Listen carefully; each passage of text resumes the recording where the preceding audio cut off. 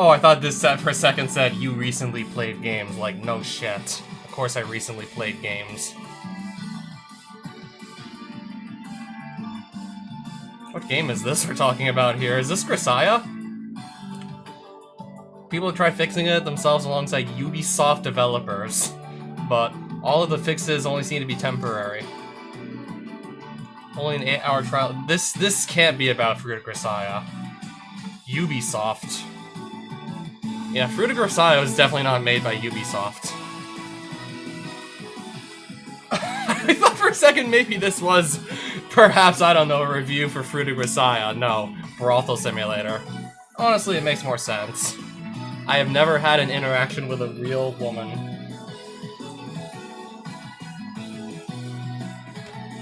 I don't know, maybe, just maybe it could have fit for Grisaia as well.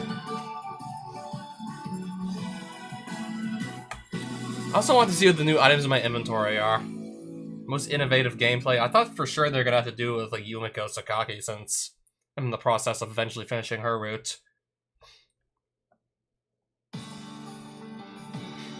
I can't believe I only have like 5 Terraria cards. Do you basically get this when you kill the Eye of Cthulhu? Because I know I killed that a while ago, and why do I have it twice? I also have 2 of the same glowing mushroom card as well, and I'm not sure why.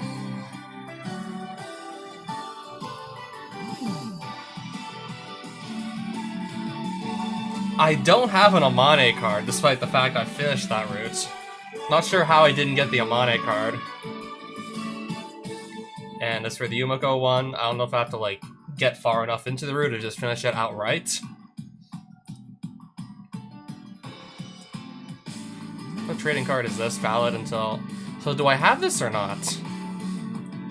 Completing your discovery queue during the sale. So apparently I have this, but the cards expire. Like, I can just have this card taken from me. Sell for 5 cents.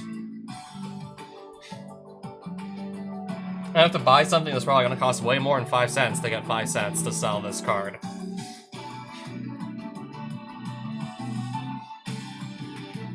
I don't know, in some, like, country like Venezuela, like, 5 Canadian cents could, I don't know, go a long way. I don't know, it's got me thinking, like, maybe in Venezuela you could just get something off the black market with that. Given how the economy is still probably complete shit over there. Yeah, I'm pretty sure people are, like, still farming gold on old school RuneScape as we speak, just so they can live. Way more money than, like, a doctor could ever make. That's how, like, sorry the state of the Venezuelan economy is. Yeah, last I heard, like people, like, playing, like, RuneScape, just farming gold were making way more than a doctor ever could. Alright, I just clicked from the beginning again. My oldest save file is almost 3 years old. Oh my fucking god. And here's my newest save file. 4th of January 2023. I promise you, I plan to get this done within, like, I don't know, I want to be done with this game before it's been like 3 years since I downloaded it. Because... I mean, I think I already might have, like, one of the slowest playthroughs of Grisaia ever. Yeah, didn't bother trying to go for, like, the fastest. I'm not gonna try and, like, take the top, so I figured I'd try and take the bottom. I guess. Alright, so let's see where we left off. Early the next morning, I'm stretching in preparation for my usual running when I hear quiet footsteps on the stairs. Familiar look of mild surprise, however, where Sakaki's expression will normally shift to a frown, today it changes to something hesitant and uncertain. What's the matter? Your face is red. Still carrying that fever around?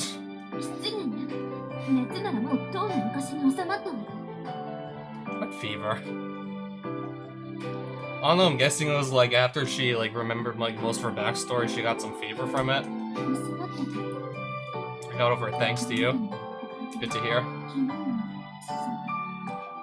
Yeah, I'm guessing yesterday was the day she was just crying under the bridge hanging out to Yuji for dear life because of the thunder. And then we got to fucking see the backstory, and I completely 100% understand why. I didn't do anything worth being thanked for. Yes, you did. I hired you to be my bodyguard, not to listen to my life story.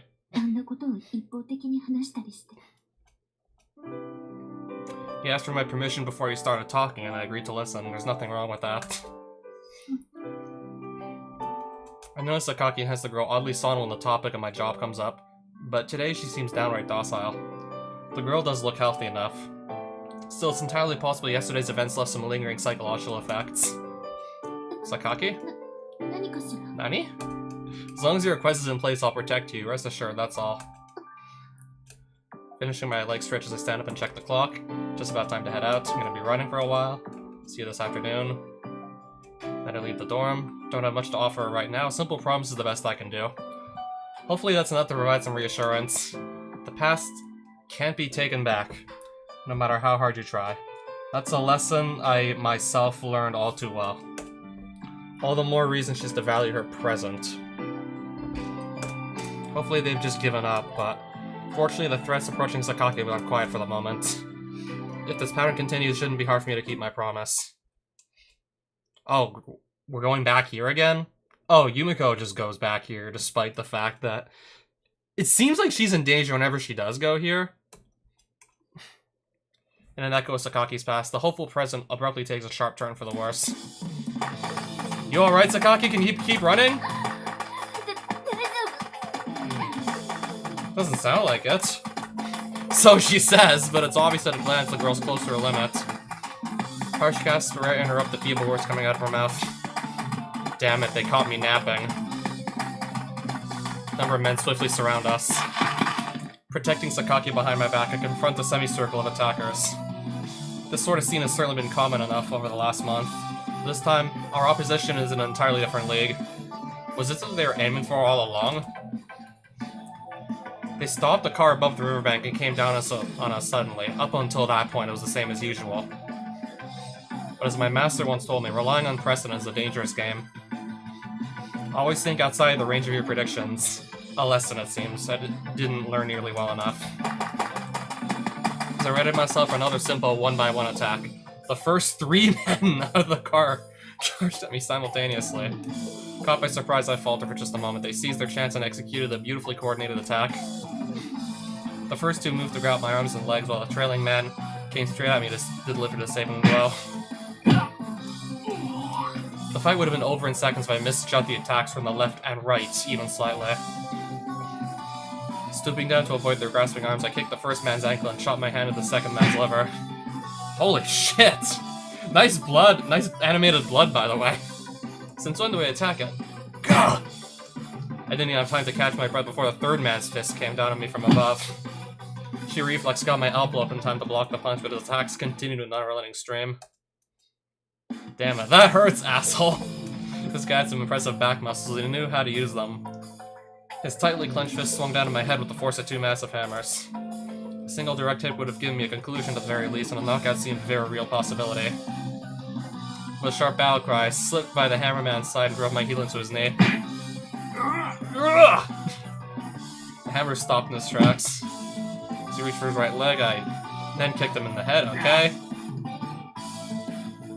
I mean, if we were like dealing with normal people here, not like people who were basically trained to fight, I'm pretty sure a kick to the head would definitely do the trick.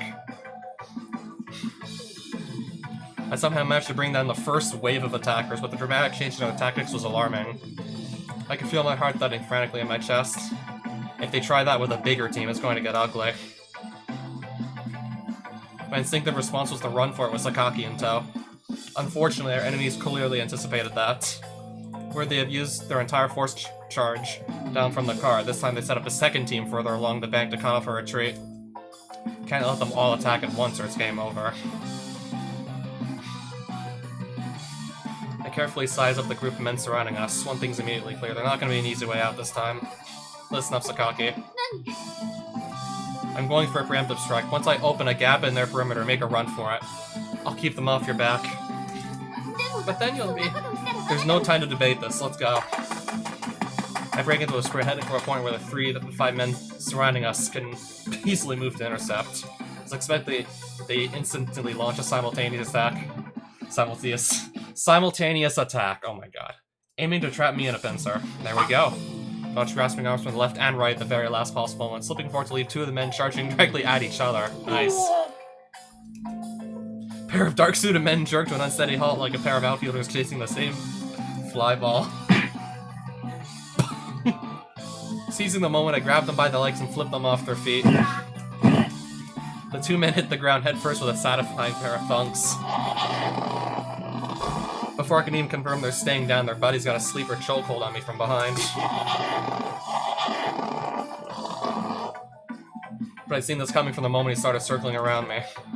I'd bend back into the hold, then strain my abdominal muscles to swing my body sharply forward. Tossed over my shoulder in a throw you might see in the judo competition. The man flies a good 2 meters forward before landing face first in the dirt. That's 3 taken care of. Now all I need to do is keep the 2 coming from behind occupied long enough for Sakaki to get clear. Alright, now run, Sakaki! Hurry up! The 2 attackers quickly try to slip past me and pursue her. Not happening. As a pair splits apart to either side, I hurl a stone tied to a heavy string toward the feet of the faster runner. To try and catch around his leg or something? Tripped up by the cord, the man turns a somersault in the air and lands awkwardly on the ground, one arm crunching loudly underneath him. Even as I'm confirming these down, I begun to grapple with his partner. The moment we come to grips, it's clear to me I've left the most troublesome one of the bunch for last. His physique didn't stand out in this group, but he's got dense muscles and an excellently balanced body. This is exactly a sort of fight. I was hoping to take him down smoothly and catch up with Sakaki, but I guess that's not happening. I can only pray Sakaki gets out of here on her own. It's a far cry from the frantic wiggling of an amateur. Every movement is meaning. I can't let my guard down for even a moment. Please get out of here. Keeping half an eye on Sakaki, I desperately hold him in check. It's just as she's finally reaching the foot of the slope. Distracted by the fight behind her, Sakaki stumbles over a heavy patch of undergrowth and falls to the ground. Sakaki! For a split second, her scream distracts me. Dizzyingly intense pain shoots through my left arm. He got me. I can feel the skin of my arm rapidly growing hot as it suddenly plunges into a tub of boiling water. A small glinting silver knife sticks straight on my forearm like some absurd work of modern art. Well, shit. Yeah, that's not good.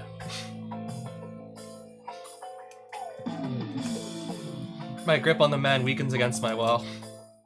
In an instant, he's broken free of the grapple. The corners of his mouth curl up in something vaguely resembling a smile as he turns his attention to Sakaki. No! Stay away! Sakaki scrabbles frantically across the ground, her face distorted with terror. As if savoring the moment, the man begins to lope towards her at a relaxed pace. His first moment of carelessness. I won't let you. With one sharp yank, I tear the knife out of my arm, then hurl it at his ankle. The man collapses onto the ground and reaches down for his wounded leg. Before he can get his hands around the knife, I straddle him and smash a fist into his solar plexus. Gastric juice spraying from his mouth, the man loses consciousness. I can feel blood flowing rapidly out of my body. Abruptly released from the tension of the fight, exhausted and bleeding, I look up to find the world swaying before my eyes. Sakaki rises to her feet and runs over. Staring wide-eyed at the blood streaming down my arm, she presses her hands to her mouth, speechless with horror. I'm fine. You just had a knife stuck in your arm. I don't think you're fine. I mean, anyone who's not Yuji wouldn't be fine. You just fucking stuck a knife in his arm. I'm fine. This is the guy who's just bleeding rapidly out of his arm. You need to get out of here, Sakaki. Hurry. But look at your arm.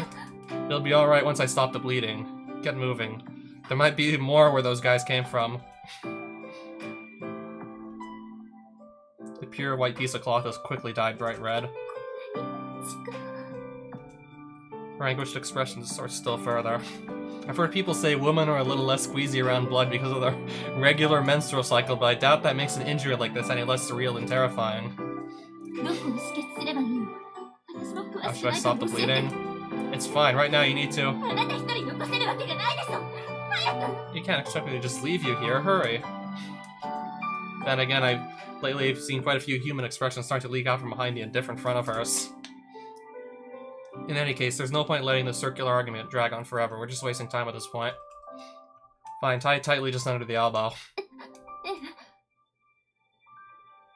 Sorry about the handkerchief, but keep it over the wound itself for now. There should be bandages in my bag. Can you wrap one over the entire area? Alright. Appreciate it.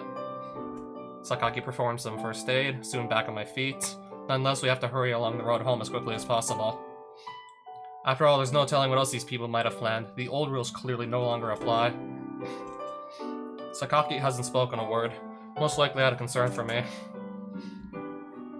It's painfully obvious that she's worried, but that only makes us feel even worse.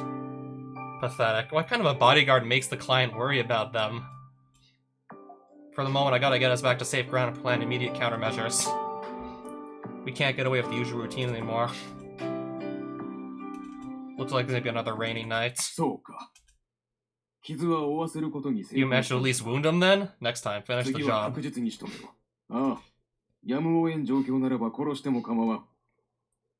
the man leaves you another choice, I don't care if he ends up dead. Get Yumiko into the car even if you have to shove her inside, understood? I won't let anyone interfere. I'm going to make this happen. Just do as I say, Yumiko. What on earth? Understandably, it doesn't take long for Amani to notice something's wrong. Practically the moment we're inside the dorm, her shocked voice attracts the attention of everyone lounging around the lobby. As they run up, the blood seems to drain from their faces.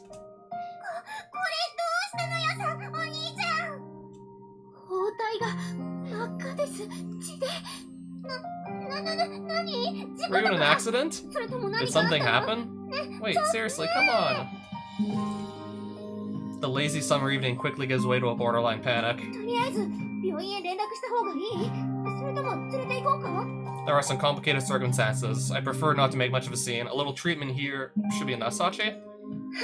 Yes? Sorry, but can you help me out? I'll prepare immediately. You need boiling water, right? No one's giving birth. We will need some clean towels and such.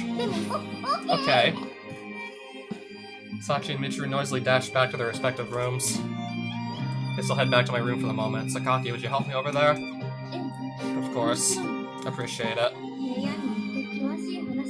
Once he's patched up, we need to head over there and get the whole story. A few minutes after Sakaki helped me out of bed, Sachi treats my wound with the skill of an experienced nurse. It's no worse than what I've gotten at the hospital. Our maid's fearsome capabilities in this field are worthy of further examination, but for the moment, explaining the situation to the uneasy classmates has to come first. It sounds like it's really gotten out of hand, huh?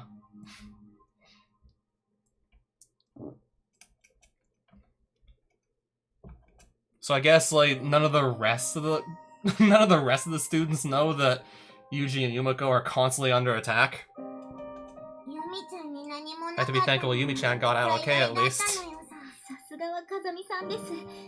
I expect no less from Kazami-san, however, I'm still very concerned about those wounds. You don't need to worry about me. Their change in strategy just caught me by surprise today. I wouldn't slip like that next time. Oh, okay, they were aware, I guess, before that. Oh, so they were aware, like, the first couple of times it happened. It's a lie, an attempt to reassure them, nothing more. The ex-military man who knifed me today was a seriously tough opponent, and all the others were no slouches either. Even under ideal circumstances, it would have been a tough fight. My failure is only going to encourage them to double down on the tough tactics, and while they can bring in fresh bodies, my cuts and bruises are going to start slowing me down eventually. I need to start devising countermeasures sooner rather than later. It's not like she's the one who stabbed me, but since she's been known to try on occasion, it's probably better not to joke about that. Think you'll let me sleep for a while? We'll back off for now. Sure, today was nerve-wracking for you. Being alone might be frightening right now, so why don't you sleep over in someone else's room? Sorry, Sachi, but would you mind? Not at all. They haven't tried anything on school grounds so far, but there's no telling what's coming next. Weighs on my mind a little, but even as I try to think it over, I feel myself sinking slowly into unconsciousness. As I sleep, I dream of Sakaki. I see her as a young girl standing very still in absolute darkness, sobbing endlessly.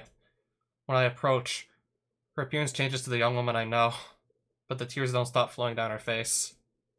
No matter what I say to her, Sakaki stands oblivious in the darkness, crying bitter tears.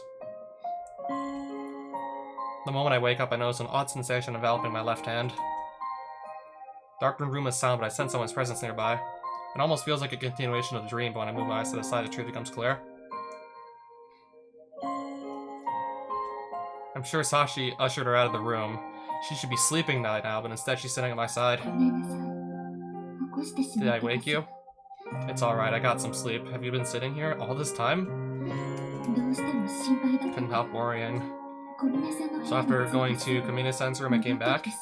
I'm sorry for holding your hand all this time. Strange warmth surrounding my left wrist was coming from Sakaki's hands. I don't really mind. I see. They're a little bloodshot, but I can still see a hint of red in her cheeks. Seems that dream just now might have been accurate in the way.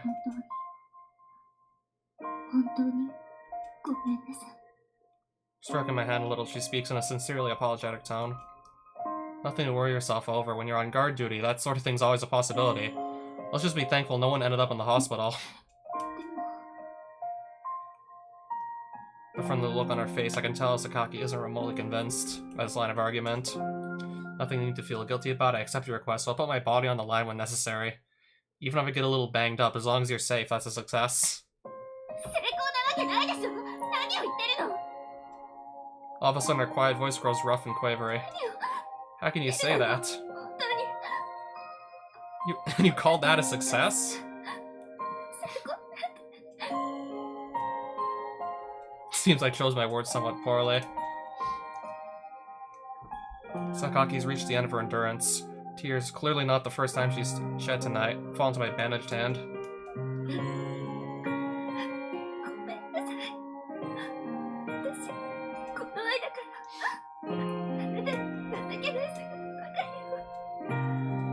Her voice echoes loudly inside the otherwise hushed room. From outside the window I can hear the faint sound of water cutting through the air. Come to think of it, the forecast today called for rain a little after midnight. It's exactly the sort of dark, ugly rain Sakaki hates so much.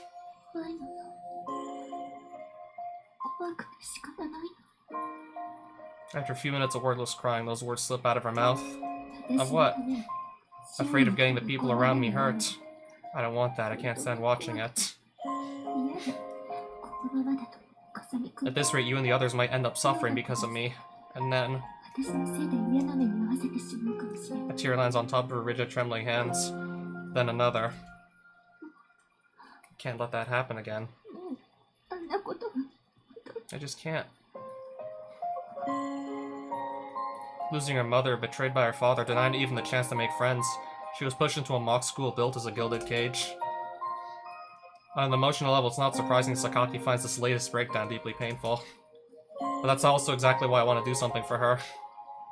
The job isn't easy under these circumstances, but if I can give her some peace of mind, I don't mind taking a few wounds like this. Looking up at Sakaki's miserable face, I find myself regretting I didn't manage to pass it off as a lighter injury. I can't make you suffer any more than this. I still might do my job even if... Listen to me. I'm really truly worried about you. Her voice is desperate. I can't remember the last time I felt such powerful hatred for my own incompetence. Complete silence settles over the room. Sakaki's eyes don't leave mine. With a sorrowful expression on her face, she opens her mouth and speaks sorrowful words. I'm dismissing you. What was that? I wonder if I misheard for a moment, but she doesn't hesitate to confirm my fears. In that case, I'm going to dismiss you.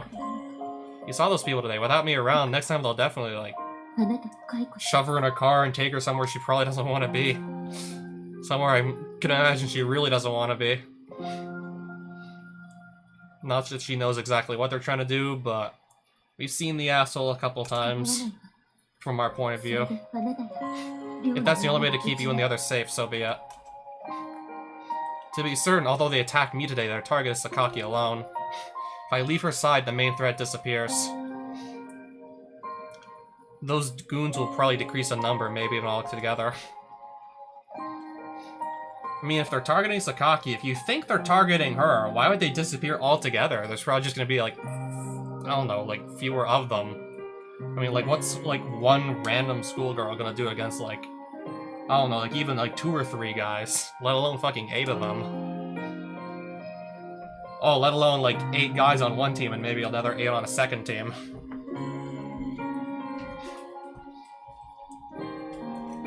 I swore I'd protect Sakaki. After making a promise like that, I can't accept the request to abandon her. Sorry, but you're still in danger. I'm not willing to shrug my shoulders and walk away. I refuse to resign. I'm firing you whether you're willing or not. That's not acceptable. You know what you're saying here? These people aren't playing around anymore. You're going to try to understand. Listen to me, Sakaki.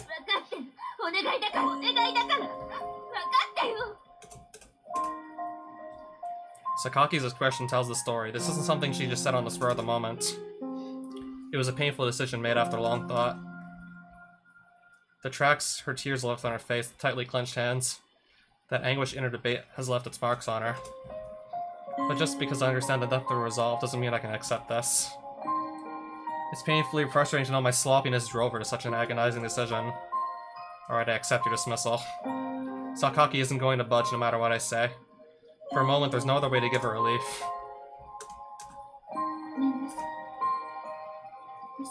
It's as if a heavy weight has fallen from her shoulders, as if she's lost something precious. A hollow excuse for a smile on her face. Sakaki continues to apologize to me. Don't apologize, you're not in the wrong. A harsh pattering fills the dark room, cut off even from the light of the moon. As of this day, my employment with Sakaki Yumiko came to an end in the form of dismissal. Things are no better than they were at the beginning. No one's being saved. It's the emptiest of all possible conclusions.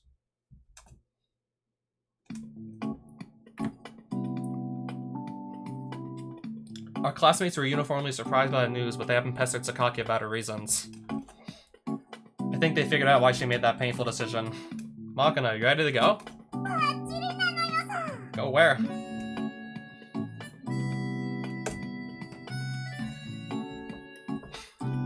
Amane had a shopping list too, didn't she?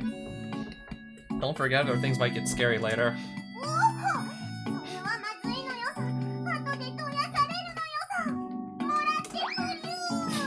Okay, Kate, you're just off character now. Don't tally-ho me. Makina? Her feet pattering noisily against the carpet, Makina heads up to Amane's room. On the other side of the lobby, Sachi's stooping slightly in the attentive pose of an old-time newspaper reporter, jotting down Sakaki's words in a small memo pad. Can't go outside too often at the moment. Perfectly happy to purchase anything you need, so please go right ahead. So Sakaki's just asking us to pick up a few things, just like Amane.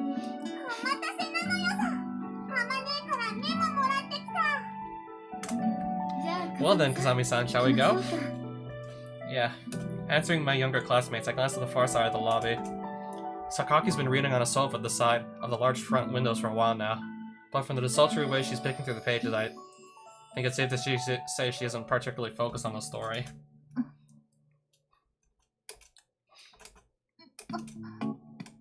Then walks away, I guess. About time we got going. Since relieving me of my position, Sakaki hasn't set foot outside the school's walls. That's because of her own instinct for self-preservation, and partially because of me. The girl's decided it's no longer possible to actively protect herself against the clear threat posed by those attackers. She dismissed me so I wouldn't be dragged into a losing battle on her behalf. But even after that, I've continued keeping an eye on Sakaki, if more indirectly than before. I try to keep my distance, but I'm never too far away to respond in case something does happen. I think she's aware of that. It's probably part of the reason she's shutting herself up in the dorm instead of going outside, making my life harder. It's not like she's come out and told me any of this, of course. But considering her behavior, until now, it seems like a natural interpretation.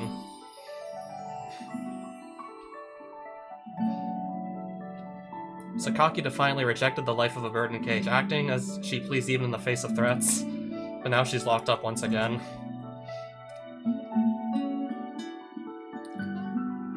My determination to protect the girl is now a part of what's now fencing her in. It's honestly pretty damn frustrating. Amane's shopping list isn't too huge today, and my young classmates only need a few things themselves, all of which they find easily enough. That said, the total time invested on this trip turns out to be fairly sizable.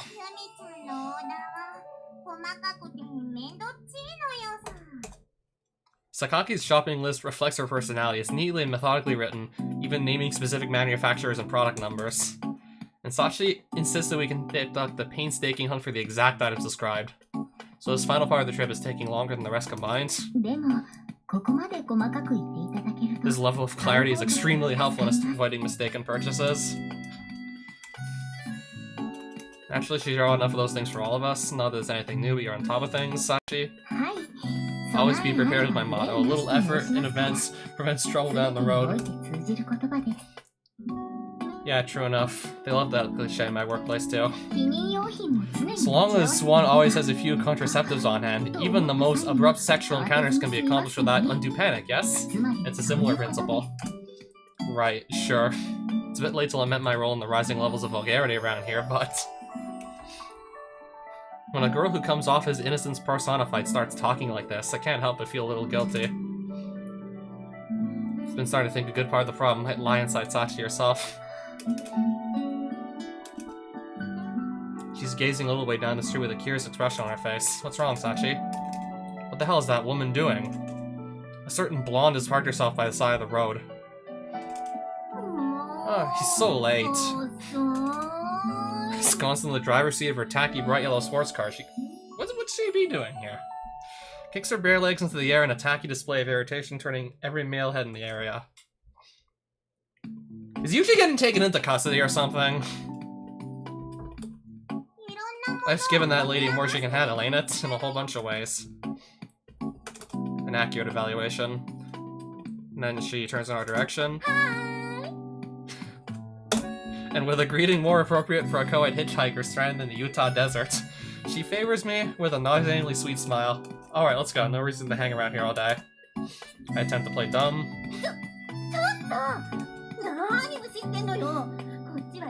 How about at least acknowledging my existence? Hey, seriously. Abruptly switching to fluent and idiomatic Japanese you never expect from someone with her appearance. Shibi calls to stop me. I obey, feeling my face settle in an expression of profound irritation. What's this? Here I was thinking the owner of some cheap sex shop decided to announce his grand opening by renting a walking billboard bimbo, but it's just my good friend JB doing her thing. What can I do for you?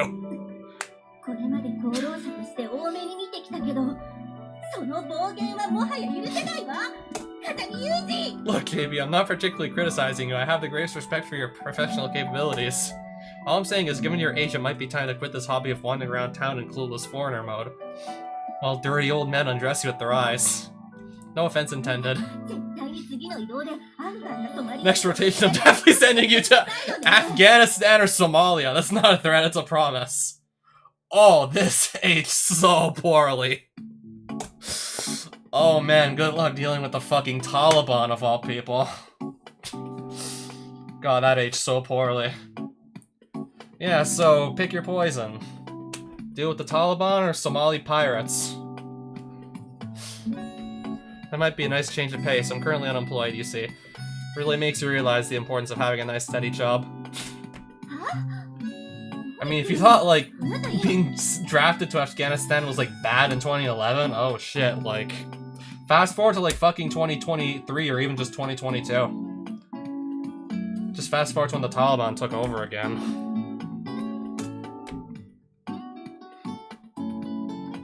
Like, especially if you're a woman, like, life's even shittier there than ever before. Sachi and Makin are at my side and we're in the middle of a public street full of random civilians. Not the time or place to discuss my job. You're a student, so unemployed doesn't seem quite the right word.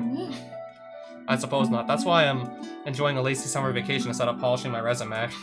In any case, we need to talk. Right now. Seems like another troublesome discussion awaits. I know it means this is related to work. Sorry, but you two mind going back first? The heck, man, you're ditching two fresh young lasses to latch onto some forgettable blonde? You that hung up on mature women, Oni-chan?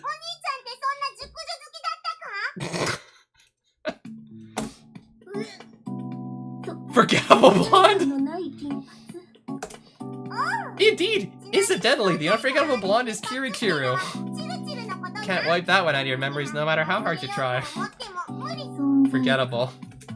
Interesting how that part bothers you more than the mature woman crack. Come on, Maki-chan, let's not make a nuisance of ourselves. Come straight back home when you're done, okay? Don't get into any mischief. Never thought Makan would be the one saying that to me. Times are truly changing.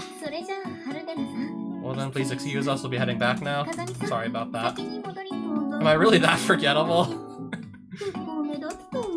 Don't take the kid's crap seriously. Come on, let's get going already.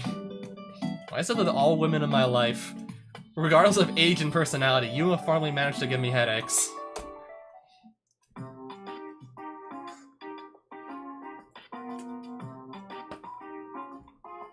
Sakaki's begun to shut herself up in her room. Obviously her visits to the riverbank have stopped as well. After a few minutes zipping down country roads in JB's ridiculously flashy car, the two of us take a seat near the otherwise deserted area where the incidents occurred. So she asked you to serve as her bodyguard in her private capacity, eh? Wasn't restricted from accepting, but in any case, it's been over for a few days now. I expected to be a little bit more surprised about Sakaki's request and my decision to accept it, but she doesn't even bat an eyelid. Kinda kills my momentum. I suppose JB may have done a little investigation on her own as part of this whole thing with Sakaki's father. I made lunch. Want some? Sandwiches, eh? Wise choice, Julia. I suppose you'd be able to make these without turning the kitchen into too much of a disaster zone. The weirdly girlish packaging is also a little painful to look at, but I decided best to keep that particular thought to myself. At least say something before you start eating. I did say something, didn't you hear me? Honestly, why the exasperation? I'll apologize if I did something wrong. Technically the truth, he did say something. Go ahead and eat, but listen to what I have to say. You're aware of the recent personnel change at the Ichigai head office, yes? Chief of Staff resigned and they appointed a successor, right? Just another outcome of the usual power struggles. But there was one slightly troublesome detail. Our new Chief of Staff, Major General Kadoma, happens to have a very close relationship with the MLIT. For a second I thought that said Milt or maybe MILF. MLIT. He's personally connected with a number of private railway financiers. Major General stopped by our office right away. Must have been some good reason for that. I wonder what it was. To deliver some instructions about the situation with Sakaki's father, I'd imagine. His speech lacked direct influence over our company, but now they got a way to pressure us. Maybe even give us marching orders.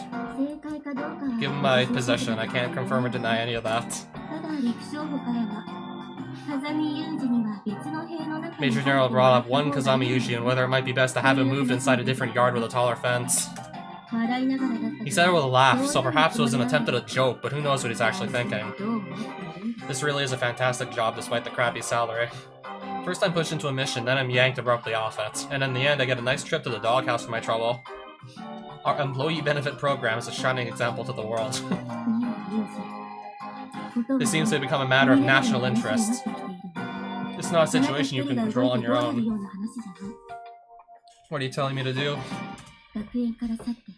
Leave your school and voluntarily cut off all contact with Sakaki Yumiko. If you don't, I'll probably be back with an order before too long. I see. So keeping me off the operation itself isn't enough for them anymore. Now they want to keep me away from Sakaki herself. This whole thing has been a headache from the start, and it's so clearly only getting worse. However, there's one element of JB's story that's been bothering me for some time. Sakaki's father interfering with public assets on behalf of his private interests is understandable, if legally dubious, but on a more fundamental level, the plot's full of holes. The vague initial orders, the lack of support, the artificial abduction attempts, and the obvious radical change after Sakaki Yumiko hired me. Under a certain hypothesis, these contradictions all begin to make sense. There's one thing I want to ask you. I assume Sakaki's father had learnt about a threat to his daughter's safety and was taking a variety of measures to protect her. But considering all the events up until now, the relationships within the Sakaki family, and this odd pressure from the Chief of Staff, I start to think that the real threat to Sakaki Yumiko may be her own father. Any thoughts on that hypothesis? I'm guessing she can't say. If Sakaki Michiaki's objective was simply to protect his daughter, inducing Ichigaya to take me off the job despite my success would make very little sense. But if man's goals are exactly the opposite, things start to fall into place. He was probably trying to intimidate his daughter at first, and I was deployed to serve as some sort of prop in that play. The attackers' constant complaints about what they signed up for might have referred to a scripted scenario handed down from their employer. In any case, the identity and goal of Sakaki Yumiko's enemy appears very clear. Her father's the one trying to abduct her, isn't that right, JB? That's more than enough of an answer for me. I assume you're asking that question knowing I can't answer it. Sorry, Julia. Honestly, she has her own position to consider. Middle management and my company means dealing with highly confidential matters. I can't even guess how many secrets she's obligated to keep. And JB's the very mild and uber-professional German with a deeply ingrained preference for playing by the rules. Nonetheless, I'm constantly using personal emotions on our shared history with my master to try and pry the information out of her. I'm probably going straight to hell based on my treatment of women alone. Well, not that I have the slightest qualifications for heaven in any other respect. I'm worried about Sakaki. Think I'll be getting back to the dorm now. Are you really alright with this? I'm gonna be in danger if I continue interfering in the Sakaki family squabble. From what JB's told me, there's a real chance my own people might end up trying to kill me. Sakaki's alone. If I leave, she'll lose what little she has left. Now that I've learned about her past, closing my eyes and abandoning her is no longer an option. The girl spent her whole life profoundly isolated, and now yet again there's a group of self-centered adults that are trying to tear her life apart. Although she cut herself off as a means of self-defense, somewhere deep down, Sakaki's still desperately hoping to be rescued. I don't know if I can save her, but if my interferences can create a positive change in her life, I'm gonna keep trying.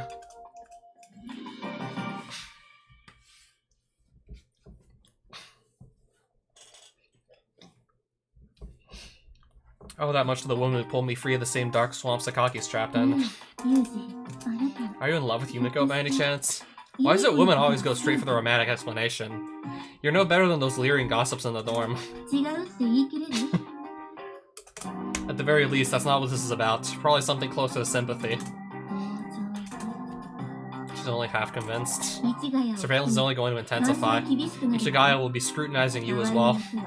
Depending on the circumstances, you might end up picking a fight with the nation itself. Suppose so. Think carefully, Yushi, if not yourself as well as her.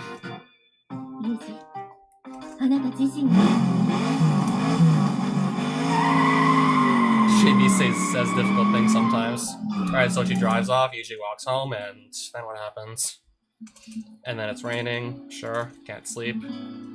Just can't get that conversation with JB out of my head long enough to nod off. Sakaki Yumiko, eh? Honestly, didn't give her that much thought at first. Our first encounter certainly left a strong impression, but since then she's tended to fade into the background as often as not. For one thing, I've always tried not to get too deeply involved with my classmates, and she's a deeply private person herself. At some point I realized we were pretty similar in that regard, little by little. I developed something of an interest in her. And right now she's weighing on my mind more heavily than anything else. Push open the curtain and look outside. It's coming down even harder than I'd expected. Staring at the drops of water bouncing off my window, I feel my thoughts suddenly lurch inward. Something almost like nausea wells up inside me. From the bottom of my throat, the depths of my mind, something ugly pushes its way at the surface. Think about myself. Those were JB's instructions from this afternoon, weren't they? Funny thing to ask of a pet dog. I'm a dog, raised and trained on taxpayer money to accomplish certain jobs. They allow me the bare pretense of humanity, but that privilege is conditional on my absolute loyalty and success. And now I'm on the verge of ignoring orders outright, opposing Ichigaya for the sake of one woman. Is it alright to betray your country to help a single person? My master never taught me the answer to that one. Sakaki, what do you want to do? Margulu's mother disappeared into a deep fog. A young woman betrayed by her father. A human being who lost sight of herself, consumed by a sense of meaninglessness. Staring at my faint reflection in the window, I ask Sakaki Yumiko a question. I know there's no answer waiting for me, even Sakaki doesn't have one. But at this rate, she won't have the luxury of indecision for much longer. The drumbeat of the rain against my window finally dies down. In the silence, darkness outside seems to grow thicker and more menacing. Continue to ask the night questions without answers. Feels like dawn may never come. And the next morning we're blessed with such pleasant weather that it's hard to believe that storm passed us by only hours before. Even so, Sakaki gives no sign of leaving her room. It's just about the time when she'd usually be heading out for the riverbank, but she doesn't even appear in the lobby. Her shoes sit untouched in the cabinet, slowly gathering dust. In only a few days, that simple daily routine has vanished, leaving nothing but a void behind. Yet again, I do nothing and just stand around. Michiru and Amane eventually invite me on a shopping trip. Probably find it a little hard to watch me guarding Sakaki's invisible afterimage. Didn't seem like Sakaki was likely to step outside of her room today, so I decided to accept.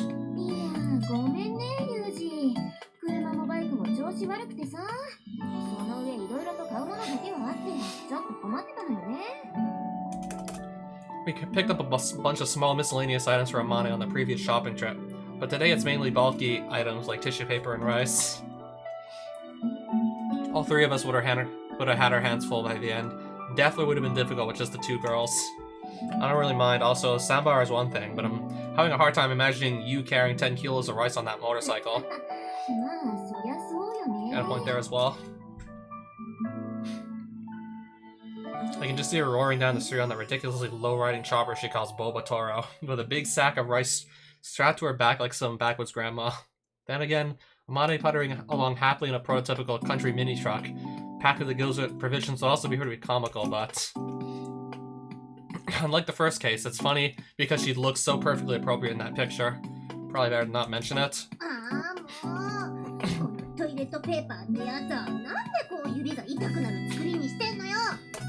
Temporarily lowering a package of 12 recycled paper rolls onto the ground, Michiru shakes her hands in pain. Her index and middle fingers are already marked with bright red lines. No way to get around when you're carrying those things.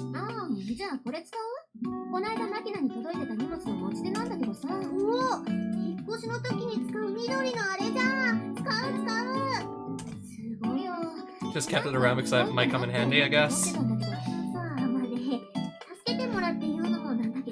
It's probably a little wrong of me to say this right after you helped me and all, but you really are an old. You don't have to say it, I'm aware. I just can't get over this habit of squirreling random stuff away. It's fine. They say men like that sort of thing. Come on, Yuji, back me up here. What? What's with the look and the groaning? Look at that, the man's ditched us yet again. What's this, his third time today? What do you mean the third time? Did you hear that, Amane-san? Sounds like our friend here didn't even count the first two times. He gave us the deaf and dumb number. Like we ain't even here, right? Seriously. Here we are making conversation, all considered like, and this is what we get? Unbelievable. So it seemed like I've fallen out of the conversation twice before without even realizing it. Putting aside this irritating little routine, I do feel slightly guilty about whiffing on their thoughtful attempts to feed me setup lines. Guess a little lost in thought. Didn't mean to ignore you guys, sorry about that. When Amane looks me in the eye, there's an oddly gentle expression on her face. Yeah, that's right. Saw right through me. It's times like these that make you realize women control the world on a pretty fundamental level.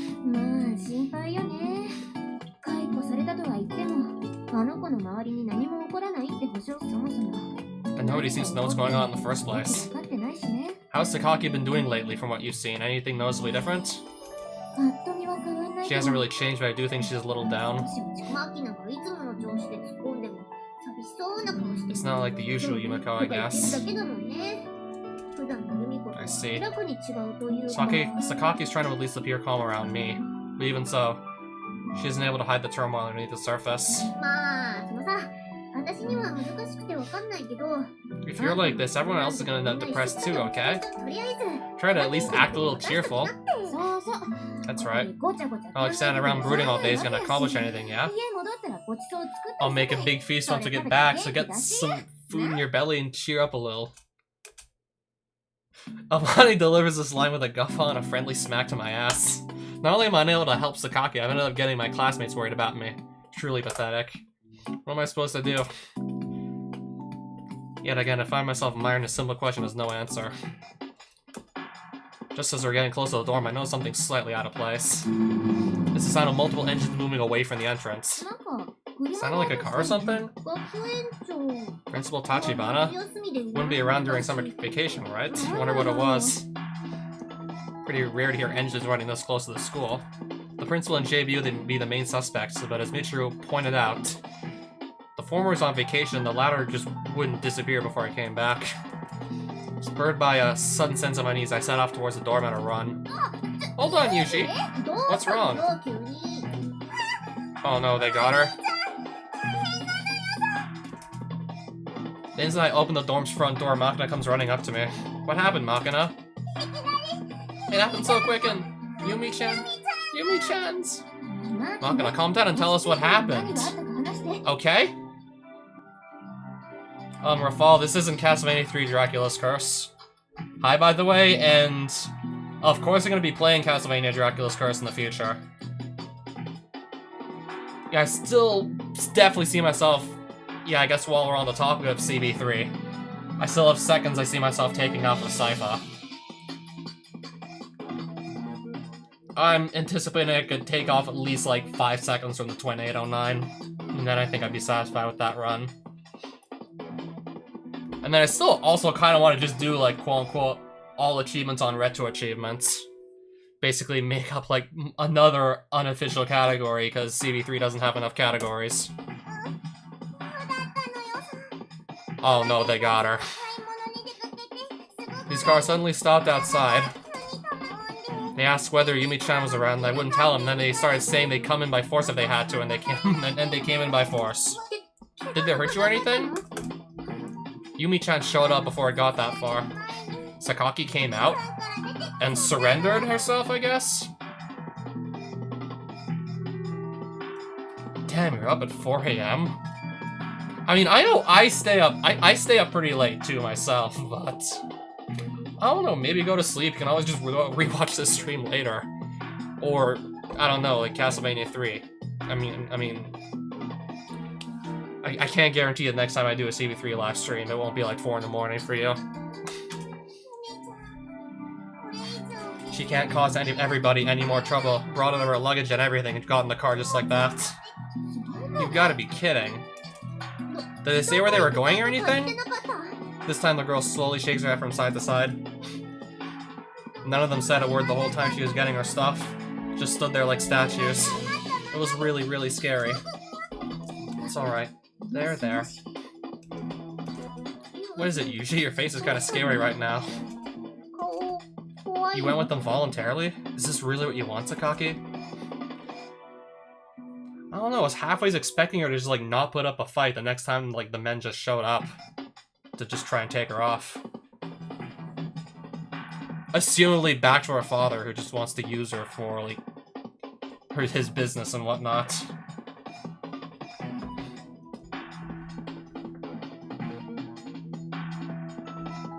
An image of Sakaki's desolate expression on the night she dismissed me floats to the surface of my mind.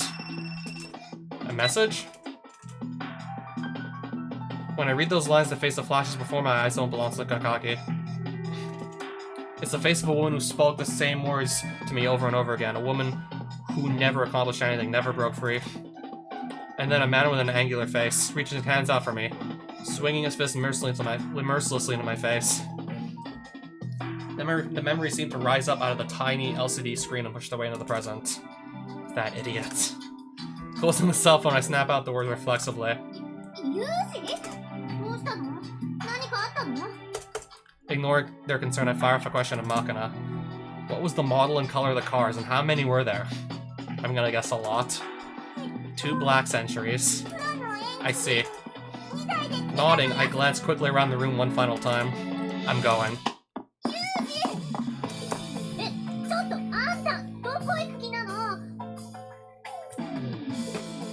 Shit, just like that, I'm going? That's the last thing I want to hear from you, Sakaki. I'm sick of it. I won't hesitate anymore. We've both made mistakes, but I'm not about to let us repeat them. I sprint towards the front gate as fast as I can. Shit. The pair of cars carrying Sakaki already left a minute or two ago. for the moment I need to get my hands on something I can use to pursue them. But of course there aren't any cars conveniently lying around with the key in the ignition. Mane's motorcycle and Samba are out of commission too. What do I do? I hear someone humming a cheerful tune, soon followed by a carefree greeting. You're back, I see. Sachi's returned on a bicycle. Oh, he's just gonna like take her bike and just try and chase down like 2 cars on a bike?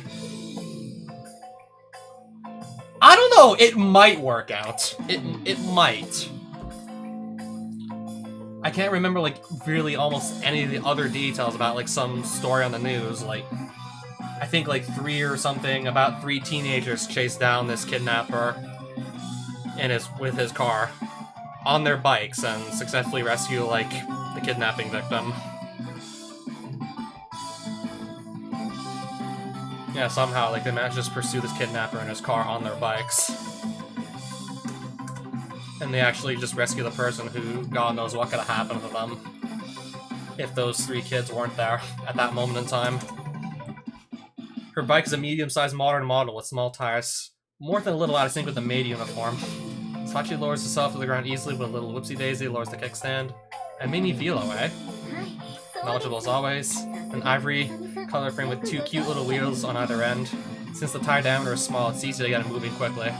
Even knew a few guys in my company with a passion for those things. Lately I've been getting tempting emails from Wiggle nearly every day, and I finally decided to treat myself. Wiggle? I'm guessing that's not like a real like website. The only thing that really comes to my mind like when I hear Wiggle is like this Australian, I think they're a music group. I know they're from Australia, the Wiggles. I can't remember like exactly what they do. Like they perform, I think like music, performing and whatnot. I mean, of course I know way more about them if I actually lived in Australia.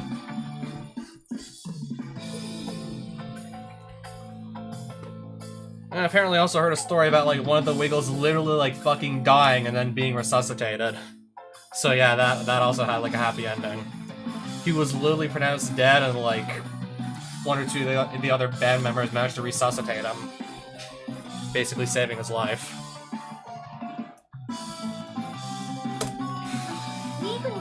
Wiggle is a British mail order website. Perhaps you're familiar with it, Kazami-san?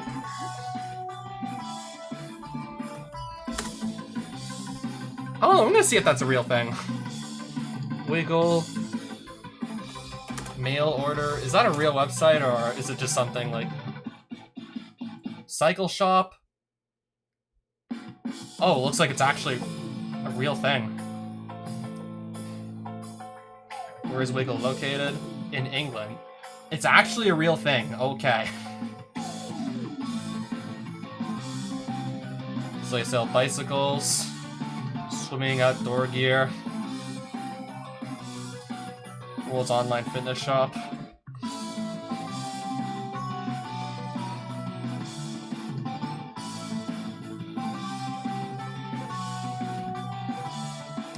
Okay, so it actually is real. I've heard people say these things are small but well made. It looks like it's true. Alright, so we're gonna just like take her bike and drive off with it or not? Very typical of Sachi to account for those things in advance. Translated literally was, hey Sachi, the pound's right worthless these days, so bicycles are bloody cheap. Why not pick yourself up a nice bike for fish and chips prices? Or something along those lines. The Velo and Mini Velo is actually part of the French word for bicycle, but Sachi, do you think I could ride this without issues? Of course, would you take a little test ride? Would you like to take a little test ride? It's not going to be a little test ride, I assume, where Yuji's probably going to have to go. There you go already. I just gave some oil recently, so the maneuverability has been excellent. Kazami-san? See you later. Go! We have a rider! So cool! Huh? Its wheels whistling cheerfully, Sachi's mini velo sips jauntily along the road. This thing's fundamentally designed for riding around town, but fortunately it's capable of reaching a decent speed as well. I'm willing to bet that Sachi's not gonna get her bike back. Alright, I'd bet money that she wouldn't get her bike back if there was actually anyone to bet with. Alright, I'm just gonna guess she's not getting the bike back. The cycle computer installed in the center indicates an average velocity of around like 35 kilometers per hour. Can't compete with a motorcycle, but it's still excellent performance for the size. This really is going to be tough. That said, I'm up against motor vehicles and they have a head start. There's a decent amount of traffic since it's summer vacation and all, but they can leave me in the dust still easily enough. I'm not gonna get anywhere at this rate. Country roads present their own opportunities for the experienced rider. With little skill and luck, it might be possible to catch them even riding a mini vehicle with a maximum speed of 50 kilometers per hour. Assuming they're headed for the metropolitan area, the entrance to the toll road 15 kilometers ahead will be my last chance to catch them. Any further than that and the bicycle just won't be enough. Alright. I feel bad for Sachi, I'm gonna have to treat this thing a little roughly. A little. Turn the bicycle onto a farm road that leads to a nearby mountain. The tires crunch through rough pebbles. My whole body's jolted by small impacts running up through the frame. Soon surrounded by forests. The trail ahead is one of the more blatant examples of a bad road you're ever likely to see. Still, I push forward without hesitating. So he's gonna take that thing through the forest. Within seconds, leaves and branches slapping heavily against my face and arms from all sides.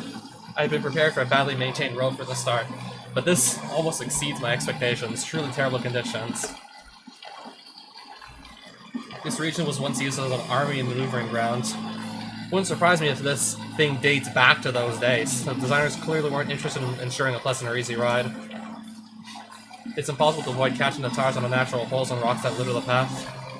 I'll struggle as long as best I can, using the handles and my own weight to avoid the worst obstacles.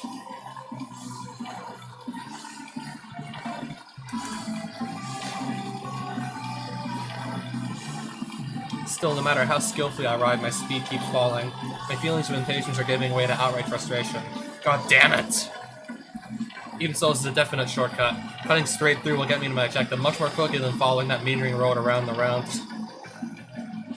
Lowering my head, I pump the pedals as fast as possible, warding off branches with one hand when necessary. The slope of the road begins to grow slightly easier. Eventually, the overhanging trees begin to thin out as well. And slowly, my field of vision expands dramatically. Seems I've reached the summit of the foothill. The trail's increasingly level underneath me, and it's less of a challenge to move the pedals. Best of all, the non-existent road finally changes to something more worthy of the name. Alright, there you are. I catch a glimpse of two black sedans on the prefectural road stretching out below. Cars like that aren't common around here, and they're exactly as Ma can describe them. Sakaki has to be in one or the other. Now it's just a question of catching up, I guess. That winding road only continues for another 7 kilometers or so. I gotta somehow get ahead of them and set up an ambush before they get off. Doesn't help that I don't know exactly where they're going. The city's my best guess, and since they're on this road, I can speculate they're trying to take the highway, but I have no proof. If they take a different route, I'm shit out of luck either way. At this point, I realize the cell phone in my breast pocket is vibrating. Amane? 8 missed calls. They must have been startled by that sudden exit. Could just fill her in later, but I feel bad not to make them worry too much, so I decide to answer the call and ride on that bike at the same time. That you, Amane?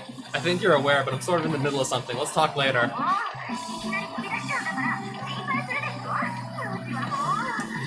Sorry about that. I'll get in touch once things have calmed down a little. What? Look, I'm trying to follow the cars in question. Don't really have time to. That's the information that might be helpful. Not yet time to investigate or anything, right? Did Sakaki get in touch or something? Can I talk while you ride? Can you talk while you ride? Not perfectly, but what's this information? Before I get to that, where are you right now? Following the Mishima-Kate coastline, the cars are heading north on the prefectural road, and I'm taking a shitty mountain road, running almost parallel. A bit of a shortcut. Do you know where the cars are headed yet? No. I'm guessing they were headed to Tokyo since Sakaki's father is involved. Am I wrong? This is connected to our family after all, huh? In that case, I think we've got it. At the base of the peninsula, just a little ahead on that road, there's a private heliport owned by our family's company. Have you heard of it? I think she mentioned this before. It was built more or less for the exclusive use of the company's top brass and their families. Stuck in my mind is a particularly impressive example of late capitalist excess. I heard they weren't using it anymore, though. Guess what Maka found when we were looking around for clues? Apparently there's been this one weird helicopter sitting there since this morning. Seriously? This is coming from some message board where photography nerds gather about. Seems there's a bunch of guys in business suits who've never been there before hanging around. Like all of a sudden this place is weirdly tense, you know? Makes sense. I can't do a thing if they ship her out of here in the air. That heliport isn't far from the interchange leading to the highway. Maybe 700 or 800 meters. It's entirely plausible given their current position, and it's hard to think the unusual situation there is a coincidence. Don't you think that was kind of fishy? Forget fishy, it's probably where they're taking her. Alright, I'm gonna end the call, thanks. Helpful to know their destination, but that doesn't make this chase any easier. Once she gets on that helicopter, it's game over. I absolutely have to catch up before then somehow. But seriously, this road is the worst. Branches slap against my face, vines catching my hair, and the rocks randomly lying across the ground are constantly slowing the rotation of my tires. The cars are visible only for brief moments, in between gaps in the trees seem to be slowly pulling further away. My odds of catching up are getting longer, I need some luck at this point. At full speed I might have gotten ahead of them by now, but riding on hilly terrain while pushing my way through thick undergrowth cost me even more time than I expected. I have to take advantage of the time lost when they disembark. It's not that they can just drive the whole car onto the helicopter, at the very least it'll take them a minute or two to get everyone out of the car and into the chopper. Now that they pulled ahead, I can only hope that gives me the chance I need to close the gap. Correctly tumbling down a descending path branching off the mountain trail. I finally joined the prefectural road.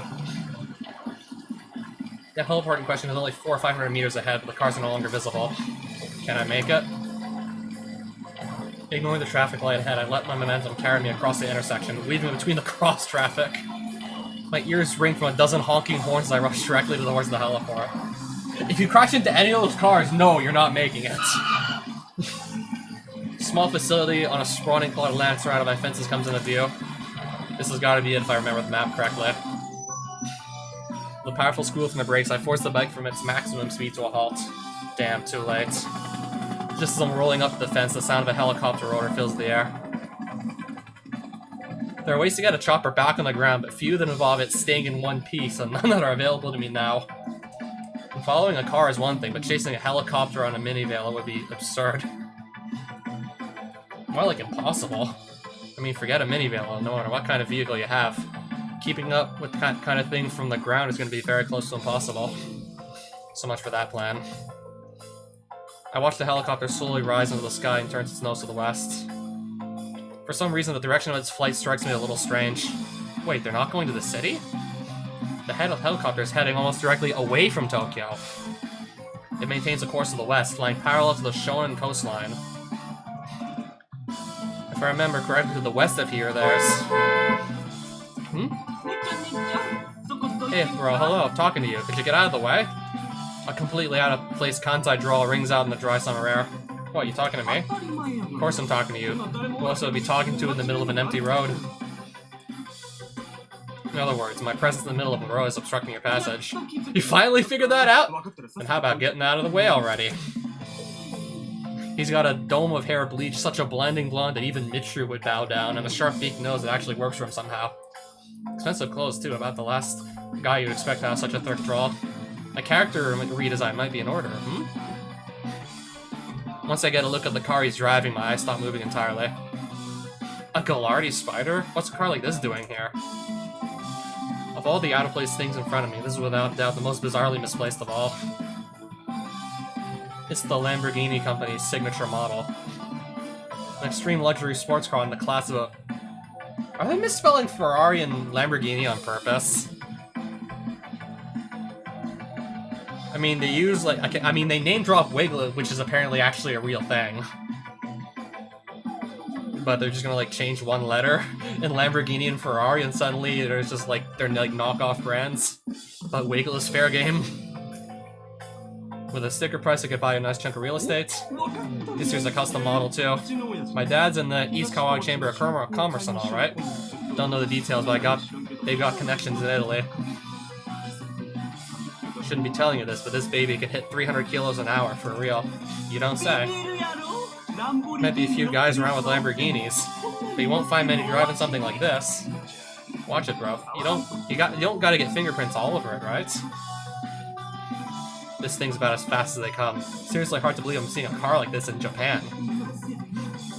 Kinda wanna go somewhere better and really put the growth through her paces, but in Japan, they'll lock you up in no time, you know?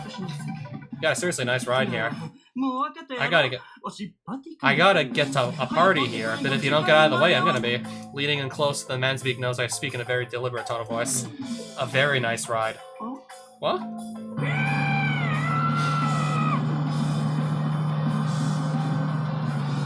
Why the fuck does the guy on the left look a little bit like... Okay.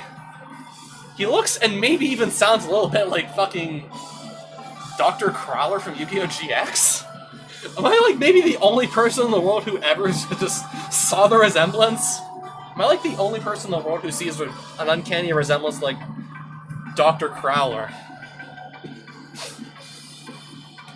Except Crowler didn't have glasses, so I don't know.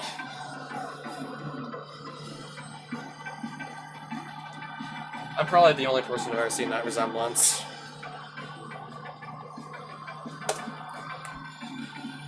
Why the hell do I think I'm looking at Dr. Crowler? Or Mr. Crowler, or whatever. Amazing. It's my first time actually riding on one of these things. The acceleration is powerful enough to make my whole body tremble. If this was a carefree joyride, I'd be perfectly content to tear around all day in this thing. This is a truly magnificent car. How much do you think it costs? It's impossible to hold a conversation unless we literally scream at each other. From what my new friend tells me, the car itself hasn't been remodeled in any way, but it still roars as loudly as any hot rod I've ever seen. Absolutely not the sort of car you should be shipping to Japan of all places.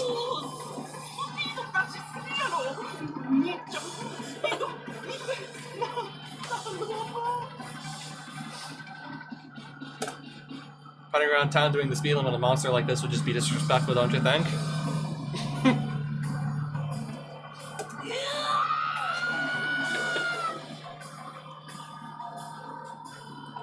As the man's pressed back into his seat by the G-force, his attempted speech slurs incoherent in a high-pitched shriek. In the sky ahead, the helicopter continues its calm journey west along the coast. Maybe the wind's a little rough today?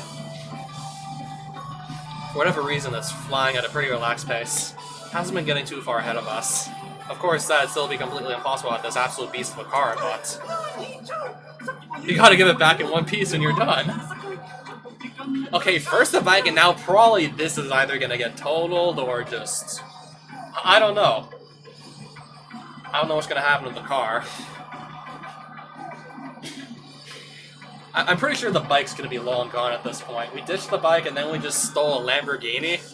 After, like, stealing a bike, feels like Yuji's literally just, like, basically upgrading his rides as he just goes along.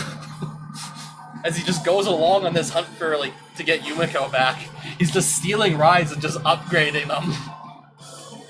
Fucking like playing Metroid or, like, any sort of RPG game where you're just, like, finding, like, weapons and just upgrading them throughout the course of the playthrough.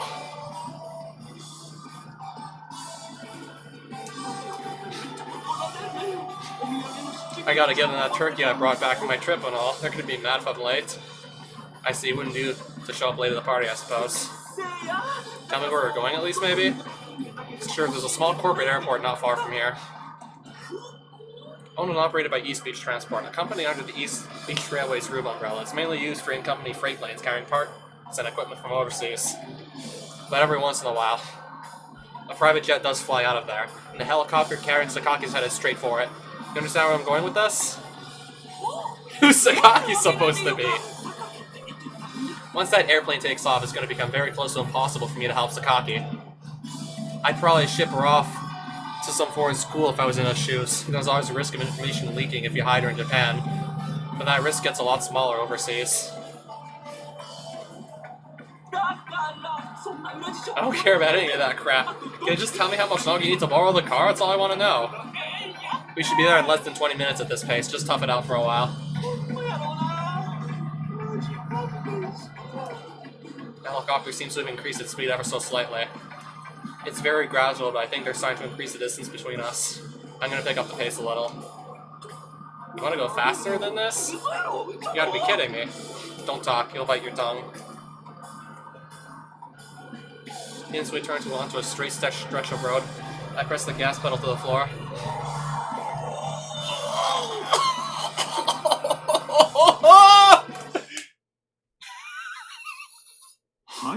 Yes, yes, really, I can't thank you enough, Professor. I have complete confidence in your recommendation. Yes, my daughter's been longing for proper education in English for some time, and it seemed the right moment. Of course, I should be stopping by very soon to discuss Kodama-san's project, among other things. Yes, quite. I think it's safe to expect some progress on that front as well. Until then. Well then, until next time, please excuse me. Enter. What's the situation? Helicopter is on its way to the airport now. If all goes well, she should arrive in America early tomorrow morning. If all goes well isn't good enough, make it happen. What about that ex-military brat? No sign of him when they picked up Yumiko. Major General may have ordered him to keep his distance. May have? Probably dead. Don't let your guard down. Please excuse me. Shouldn't have too many of these irritating insects swarming around her once she's safely overseas. You're going to behave yourself from now on, Yumiko. For the Sakaki family's sake, as well as your own. The scenery flies past at astonishing speed. There's a bit more traffic now, but the oncoming cars flinch in terror the instant they see us approaching. They pull over to the shoulder one by one as we roar forward down the road. Still can't catch them. Most of my concentration is focused on manipulating the steering wheel, but every few seconds I glance over the helicopter from the corner of my eye. Hasn't really picked up speed, but the terms of this race simply weren't fair to begin with. They're flying a direct course through the sky with no obstacles or signs to worry about. Completely different from chugging along on a public road, no matter how nice your car might be. Are we there yet? No! Seems he's really worried about this party of his. One more turn is a straight shot after this. Alright, keep driving, keep driving, keep driving. Simply tear down the road running parallel to the coast at full speed. The entrance to the airport comes into view, then a small control tower and a number of nondescript cargo aircraft. Among them, there's a single plane that's conspicuously different from the others. It's a smaller craft with stripes in the East Beach Express, red and blue on its flank. It has to be a passenger jet belonging to the company. And just outside, the helicopter we've been chasing all this time has already landed. Shit, too late again? As the crow flies, it's only 300 meters away. Close enough I can see the small group of people boarding the jet. I grope desperately for some sort of solution, but they're already fully embarked. I'm out of ideas. The jet begins to taxi for takeoff, practically the instant the door shuts behind the last passenger. So much for my wishful thinking about a multi-hour delay. Can you cut a guy a break already? I mean, I told you, right? I gotta get him that turkey and all. Sorry, but I don't think I've had the time to chat about your bird right now. Bird? Something occurs to me. Hey, what now? I got a question. That turkey of yours, is it frozen? What do you want to know that for? What's my turkey gonna do with this? Hurry! Yes, it's frozen! I packed it with lots of cold gel and all. It should be cold and stiff. A wise choice. Hopping out of the driver's seat, I walk over to the passenger side of the car, lightly grab hold of the man's shoulder. Just do exactly what I tell you. What else do you want from me? This time I lean down and bell into his ear. Hurry up! I'm sure you've heard as much from your father, but this plane will be proceeding directly to America. You weren't aware? I suppose that's an appropriate enough place to deposit a problem child. I'll prepare an information packet for later. I imagine you're tired, yes? Perhaps you could look it over after arrest? Very well. The car smashes through the thin fence separating the airport from the public road with a satisfying crunch. Aiming for the runway, where the jet's already in position for takeoff, but we charge forward at maximum speed. Have to get the front fixed now. I just got patched up after the fender bender, too. Alright, line her up right beside that jet. After that, just hold steady and keep the accelerator to the floor. While shouting instructions to my good friend, I receive a large, flashy box in the back seat. What do you think you're doing? That's my turkey, right? Hey! A passenger jet takes off at around 285 kilometers per hour. We should be able to just barely catch up in this thing. Can you listen to me for a second? Please, I'm begging you, just for a second? We can make it if you keep that pedal all the way down. I'm counting on you. What are you doing? I take out the enormous lump of bird flesh from its bed of cold gel packs and hold it high to the air like a championship trophy. God, the wind pressure. We're traveling at a speed sufficient to lift an airplane into the sky. The moment I stand up from behind the windshield, the air rushing past shakes my body violently. How the fuck do you not just fly backwards out of the car at 258... No, even like 258 kilometers an hour? How the fuck do you just not get out of the car and just immediately fly backwards at... I don't know how fast you'd fly backwards, but you'd fly backwards probably. You get fucking thrown out of the car. How's he holding on? Somehow holding myself steady. I'm not getting thrown off the back of the car like a ragdoll. I dig my fingers into the turkey and move my hands slightly forward. It's an absurd plan, but I don't have a chance to rehearse. I can only hope I get the timing and angle of release correct. Still, I got no choice but to try. Can't you get this thing going any faster? Faster ain't an option, man. And what about my turkey? What are you doing to my poor turkey? It won't be possible to catch up if the plane hits V1 speed. We gotta make it before then. Alright, good. Keep going like this. Carefully watching the distance, I wait for the right moment. Another 5 seconds. 4, 3, 2... I'd like to say this is like the craziest thing we've seen in Grisaia so far, but honestly, just thinking about like all of the other 4 routes you can go on, I don't know if I can say this is the craziest thing Yuji's done. Even then, like, I still don't like know for certain 100% if it's going to succeed yet, his plan with this frozen turkey. I mean, even if it succeeds, I still like won't be able to like just for sure say this is the craziest thing like he's done in the whole visual novel. Now, throwing both arms up with all my might, I fling the cold lump into the air and let the wind carry it back. The turkey soars majestically into the sky, and then instantly captured by the powerful suction of the intake, curves towards the engine. What was that sound? Bird strike! It looks like a bird's been pulled into the engine. We can't fly? Not possible. Making an emergency stop. Find out what happened to get to a functional plane immediately. There might be something strange going on out there. Sweep the area as soon as we come to a stop. Of course. Hurry. Yes, sir. What's wrong? What's going on? I'm gonna take a look. Please wait here for the moment. Ah! What on earth?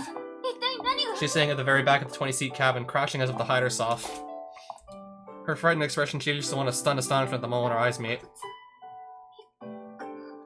Yo, speaking the same casual tone I always used to greet her in the classroom. He just fucking says yo! just like an ordinary day. Just like a perfectly relaxed, casual yo. As if none of that even just happened. As if Yuji didn't just steal a bike, then steal a Lamborghini, then steal a frozen turkey and throw it into the engine of a plane to just disable it. Just, yo.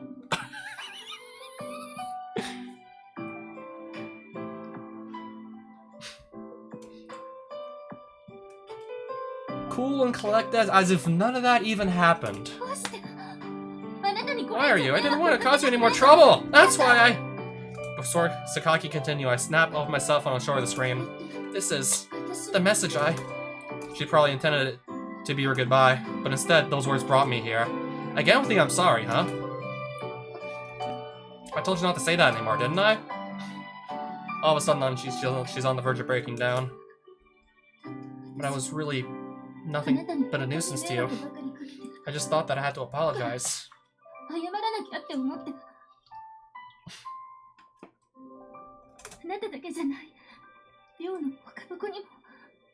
Not just to you, the others in the dorm, to everyone who was kind to me, everybody. In that case, keep going until you can repay them properly. Nobody wants your apologies, alright? Try gratitude instead. That's right. With a nod to Sakaki, I slowly moved my hand off the seat and extended forward. Once when I was at absolute rock bottom, my master reached out a hand to me. And now, imitating her as best as I can, I reach out to Sakaki. She still looks up with hesitation at me. You're right here, Sakaki Yumiko. I can see you just fine. Come with me. For years, she's refused to acknowledge the girl in the mirror as anything but a character in the play. Shrinking back from the world, she lost her place in it entirely. And so I begin with a simple affirmation of her existence. I'll get you out of here. I'll hold you up until you can walk, and I'll speak until you find your voice. Don't dance on anyone's strings. You can live your life however you want. I came here to show you how. You want me to run? Not quite. I want us to search for an answer. Sakaki Yumiko is a daughter of the Sakaki family. She's also first and foremost a human being. In the course of a life filled with painful events completely beyond her control, she very nearly lost sight of that, but it's an absolute fact. Right now, this girl's lost the ability to live on her own terms. So until she can find her answer, I'll have to just keep her safe. Now that I made that decision, I'm not going to back down, no matter what comes next. Even if my own country comes after me. Let's go, Yumiko. I haven't used her name since the day we reached our first wary truce. Today I'm breaking that seal. It's the clearest way I have to demonstrate how I see her now. Come on, Yumiko. I think she understands. I'm not talking to the daughter of a railroad tycoon or an antisocial problem child. I'm talking to a fellow human being. And because she understands, her face grows all the more uncertain. A part of her is questioning whether she deserves this. Yumiko!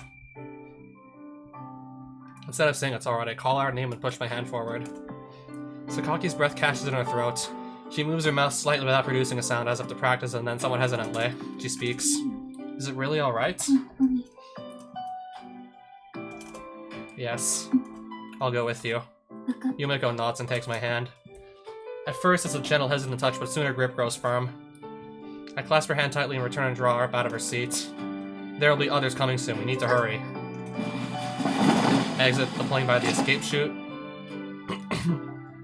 A quick glance around suggests no one's pursuing us yet. Still, I leave it to run, pulling Yumiko along behind me. It's the first time I've ever really held the girl's hand. It feels slender in mine, surprisingly small. From now on, I have to lead Yumiko safely forward, shielding her from danger. It's a serious responsibility. I knew that from the start, but right now it feels terribly real. Having someone to protect really weighs you down, Asako. Was it like this for my master when she pulled me along all those years ago? Right now, Yumiko's small hand feels unbelievably heavy. Can a piece of trash like me really carry this kind of weight? I can feel doubt oozing out of me like sweat. That's no good. It'll only make Yumiko uneasy if I start brooding. Shaking my head a little, I resettle my hand around hers. I tight grip so I can't slip away. Beyond the quickly parting clouds, I can see the sky gradually turning to red. Night will be here before long. The field of white stretches out endlessly before me. It's such a pure and brilliant light that it seems like my fingers will melt away if I reach out to touch it. That's not really an option in the first place. My body feels like it's buried under layers of mud. Even the slightest movement is frustratingly difficult. It takes all my effort to lift my hand the fraction of an inch. Oh yeah, animator, you miss like a lot. Alright, so Yumiko decided to just go with her family. Her father wanted to just ship her off to America. So she was transported by helicopter to a private airport. And fucking main character Yuji decides to just take his friend's bike over to the helipad, realizing he's just a bit late. And yeah, like before like he makes it to the helipad, like Yumiko and her family have already taken off for the airport. So he just he just runs into a random guy's Lamborghini. Apparently they don't have Lamborghinis like in Japan very commonly, so he just tricks like the guy driving it out of the driver's seat, and then he just drives it at like fucking 300 kilometers an hour, chasing a helicopter in a Lamborghini, chasing it all the way to the airport, all the way there, and then to stop the plane from flying because by the time he gets there, Yumiko and her family are already in the plane and being like flown off to America, where, yeah, if they took off from there, like he'd never see her again. He takes this guy's frozen turkey he was supposed to give to like his fellow partiers, because he was planning to go to a party, and like he brought like a turkey as food for the party. So main character usually takes the turkey and throws it into one of the engines of the plane, basically stopping it from flying. And then he's just telling Yumiko, like, let's just run off together until we find answers, like, what you want to do with your life. was there. I can hear a voice in my ear. No, maybe it's coming from inside my ear itself? I can't even tell. It's a woman's voice, not particularly gentle, but very familiar. Is she speaking a name, telling me something? I want to know. The words fade in and out of audibility, slippery and evasive. My hand finally moves. I grope around above my chest, trying to grab hold of the voice. Speak more clearly. I want to know what this voice is telling me, but soon enough, find my hand mired in the mud once more. Maybe I don't deserve to hear those words. A shout from overhead breaks forcibly into the dream. The field of white in front of me gradually takes on shades of blue. I try to move my hand to shield my eyes from a dazzling spot of light, but there's something soft on top of my body that gets in the way. What is this? Man standing over me takes a cigarette from his mouth and answers in a slightly exasperated tone of voice. It's a blanket, buddy. Never seen one before? You were napping out in the cold in short sleeves. So the old lady brought it out from the trailer for you. I see, it is a bit chilly, I guess. Air's far from warm, sun is bright though. My sleep fog mind takes a few seconds to recall the date in my current situation. It's November. Having lost my previous occupation several months ago. Well, yeah, you think? Well, of course, he just ran off somewhere. Completely defying all of his orders to just not interfere with Yumiko's family's desires to just ship her off to America somewhere. Yeah, of course he'd, like, lose his previous job. And for all you know, like, even, like, Japan itself might just turn against him and try and kill him over it. I'm lying on the ground outside my new workplace, apparently at the end of a brief nap. Lunch break's over, maybe we should be getting ready? Worker stubs out a cigarette in an ashtray nearby and smiles wryly down at me. You look like a kid, but you talk like my dad. Matter of fact, I'm not really doing it on purpose. In that case, your last job or school must have been really strict. Was your old man a teacher, maybe? Nothing like that, but the person who raised me was a little unique. It's just a construction site, let's keep it casual. Right, my apologies. In one ear and out the other, huh? Crap, they're starting already. Come on, let's get a move on. I grab the helmet lying on my side and head for the side of the jog. The sun already falling lower in the sky gently warms my back. In television dramas and such, fugitives on the run from something, or other head off and straight for the sleepiest stretch of the countryside they can find. The basic idea is that less people means less opportunities for someone to see you, but 9 times out of 10 that's a downright terrible strategy. An outsider suddenly showing up in a tiny, close-knit community stands out like the proverbial sore thumb. Anyone who's read a decently plotted mystery novel can tell you. Hide a leaf among leaves and a corpse among corpses. When you're looking for a place with a high population that offers convenient opportunities for under-the-table employment, the metropolitan area is the obvious choice. Plus, I don't know, just I guess more people to try and just blend in with. Try and just literally disappear into the crowd. That too. Do it among people. Yeah, that's what I was thinking too. Just hide in the crowd so well you try to just virtually disappear. Become one with the crowd. The day's work finished up right on schedule. I walked the road home at a steady pace. A bag of deep-fried food for one of my new co-workers dangling from one hand. This town, about an hour by train from the heart of Tokyo, used to be one of the old-school red light districts back in the day. Even now that it's been cleaned up, the atmosphere's still a little on the seedy side. Anybody would get lost on their first trip to this warren of narrow streets and tangled alleyways. Not the most convenient town to lead a normal life in, but right now it's exactly what we need. With small movements of my eyes, I observe the appearances and behavior of people around me. Apart from checking for possible surveillance personnel, I'm looking for changes in the neighborhood shops and restaurants. Even anything slightly different from yesterday warrants careful scrutiny.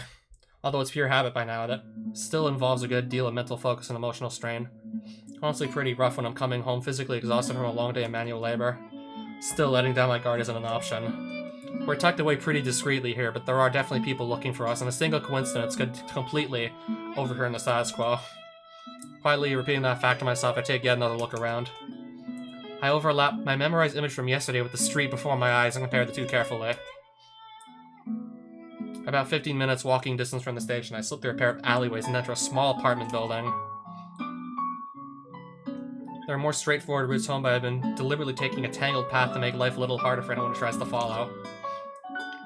After a slow, watchful climb up the stairs, I unlock the door marked 203 and enter the room. I'm back. All quiet today as well?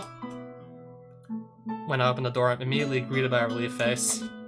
Yes, nothing out of the ordinary. Yep, so basically, like, for anyone just getting here, Yuji and Yumiko are now fugitives on the run. With, for all we know, like, fucking Japan, the country of Japan itself, just literally willing to send their military to possibly kill Yuji if necessary. Confirming Yumiko's present and well, I finally allow myself to relax a little. Alright, good to hear. Taking off my shoes, I hand over the sack with the fried food. Got another present from Sawai-san. Can you get out the plates? I feel a little guilty since we can't offer anything in return. As far as I know, I'm living alone and I don't eat that much at lunch. Guess they're a little worried about my diet. Seem to be a lot of kind of people at that workplace of yours. They're a little on the rough side, but yeah, you weren't wrong. After leaving my bag on the floor, I head for the kitchen area. I'll warm it up and throw something together. Alright.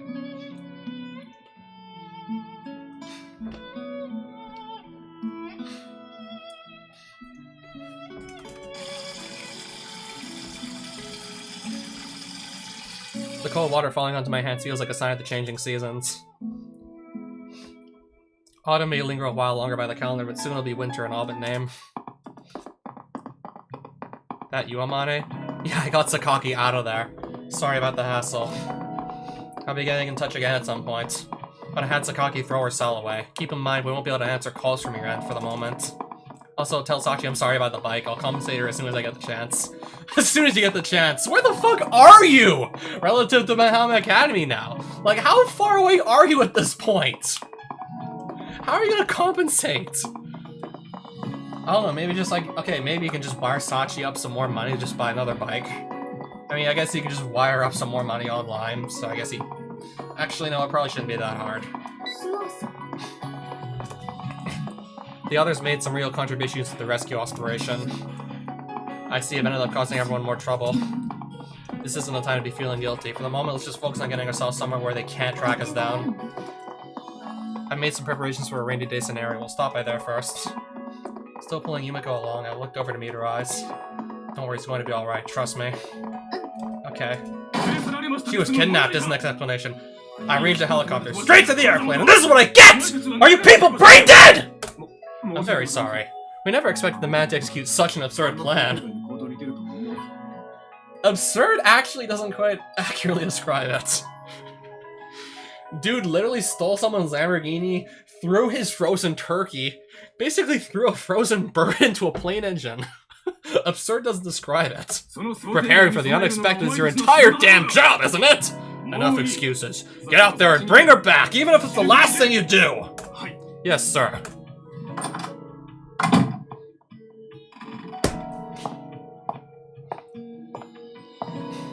What the hell is going on inside that organization of yours? I sincerely apologize. We're currently bringing all of our available resources to bear. Catch him or kill him, I don't care which, but get it done quickly. I want this taken care of before getting completely out of hand. Well, as if they hadn't already. I have one question if that'll be alright. What would that be? Why aren't you notifying the police? This is a kidnapping. I'm sure a citizen of your stature has a few connections high in the ranks to ensure this case is treated as a priority. Yeah, you'd think a guy with connections to the military would also have, like, the police at his disposal to just do whatever the hell he wants with them? Yeah, Michiaki's gotta have, like, literally the police at his fingertips. If you want the matter settled swiftly and surely compared to relying on private investigators in our organization, that seems like a much more... You were saying this knowing full well that it's impossible, aren't you? I generally don't understand. Very important delicate time for the company and myself, and any full-fledged police investigation would inevitably leak. Might be like a media blackout in place, but the rumors would still spread. That's simply not acceptable.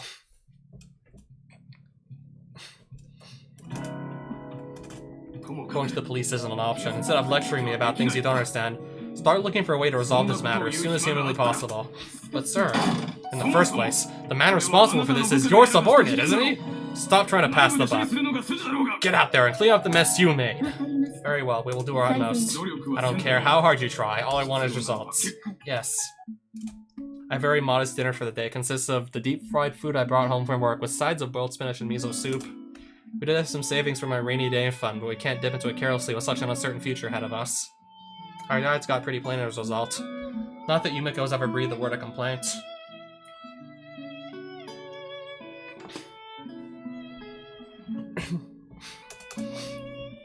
Then again, she was always scarfing down junk food when we were back in the dorm, so she's not the pickiest of eaters. This is fried squid? It's my first time trying it. I can tell. Something about food? Okay. They all made fun of me in the dorm when I said I never had any. Congratulations on losing your fried squid virginity. Oh please, don't start talking like Irisu-san now. After those words leave Yumiko's mouth, a slightly lonely expression flits across her face.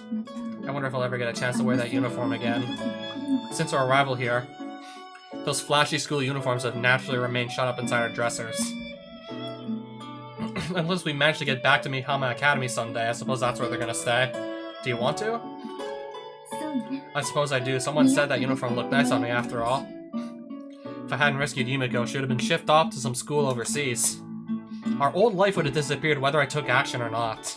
There's nothing to regret. It's nothing. Although I made some preparations for an emergency beforehand, this escape plan was still extremely reckless and dangerous. Yeah, oh yeah, you think? I wouldn't be, like, too surprised. I could definitely imagine, like, Yuji could have got himself killed at least a couple times on the way from Mihama Academy all the way to, like, the private airport. I could definitely, like, imagine a few places where he could have gotten outright killed just trying this.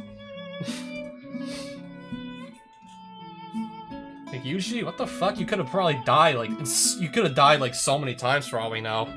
I don't know, like, flying out the Lamborghini going at 200 plus miles an hour? Yeah, imagine just flying out and then just basically, like, landing right on your head. Flying out from the car at that speed. Or just breaking your neck as you land.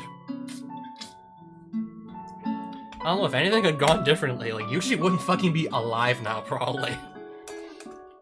Yumiko would probably be, like, on her way to America, and Yuji, he wouldn't be alive. Still, depending on the reported situation, might have been caught within hours. I acted boldly, assuming the Sakaki family circumstances would prevent them from turning this into a manhunt. But I can't bring myself to desert Yumiko, whatever the risks. Couldn't just let her disappear and leave me with nothing but words of apology. I wanted to do something for her. Then again, that probably wasn't the only reason. I want to protect Yumiko. That was the single largest motive. But there was something else to it as well, something more selfish. The woman I get close to always seemed to disappear. At some point, I'd grown afraid of that chain of loss. Convinced myself it was a curse, a punishment of some sort. The more I started to care about Yumiko, the more I wondered if she'd follow the same pattern. And then they tried to take her away from me. Yumiko tries to speak, her voice soft but hesitates. Reading the atmosphere, I answer before she can continue. Were you about to apologize again? Looks like I hit the bullseye. Thought I told you to cut it out with that. Yeah, flashbacks to Amane route where he had to somehow get Amane to just cut that out too herself, just always saying sorry for things that she wasn't even, like, responsible for. I mean, it's not your fault the bus is just gonna go and, like, fly off the side of a road. Or, like, the rest of your classmates are gonna become cannibals because there's nothing left to eat. It's not your fault that you just fucking bolted and got lucky and survived. Also, yeah, her friend, like, willingly sacrificed herself.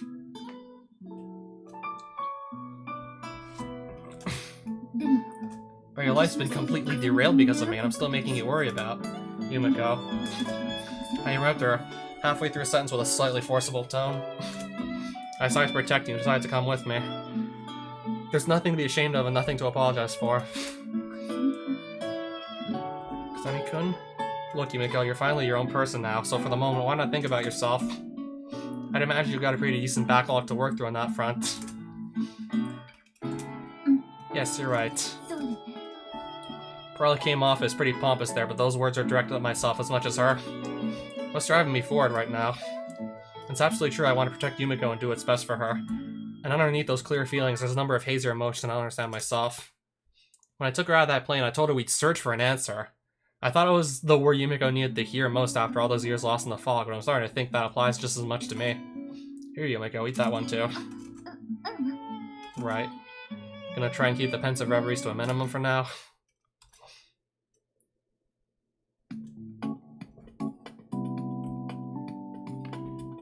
Dang, we're probably like so many hundreds of miles out. I'm guessing like the two, well, yeah, like all I like know for a fact is like the two went west. 300 miles an hour, or I guess we'll say like 285 kilometers an hour roughly, for at least like 20 plus minutes west.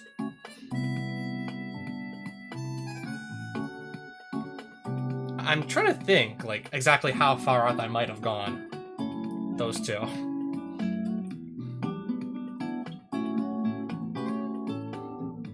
Oh, didn't they go for Tokyo? No, they settled down somewhere like an hour away from Tokyo, I'm pretty sure. But, like, I don't exactly remember, like, how far away Mihama Academy is from Tokyo, for reference. So I'm not even 100% sure, like, how far out those two are now from Mihama Academy.